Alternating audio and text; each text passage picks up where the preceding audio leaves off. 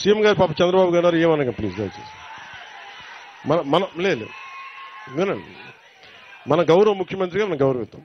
నేను deputy CM గారు నన్ను గౌరవించారు కదా, సంతోషం ప్లీజ్. ఏమవుతాయంటే వేదిక పైన నాయకులు ఉన్నారు, వాళ్ళకి ఇబ్బంది పడకూడదు కదా, మీ దగ్గర నడిపించారంటారు కదా, నన్ను తిడతారు మళ్ళీ. ముఖ్యమంత్రి ఎవరని కాదు, ఎవరు బాగా పనిచేశారని.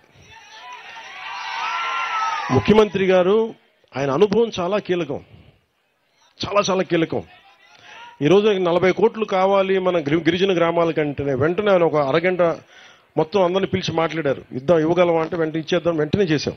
సో అందుకని మనస్ఫూర్తిగా ఆయన మరోమారు మీ అందరి తరపున కూడా ఇంకోసారి ఆయన ధన్యవాదాలు తెలుపుతా ఉన్నాను. ఇంకా డబ్బు లేకపోతే నాలాంటోడు ఎన్ని పాదయాత్రలు చేసినా ప్రయోజనం లేదు. సో మనసు ఉండాలి, దానికి బుద్ధి ఉండాలి. సో మనసు బుద్ధి రెండు కలిస్తే ఆంధ్రప్రదేశ్ అభివృద్ధి.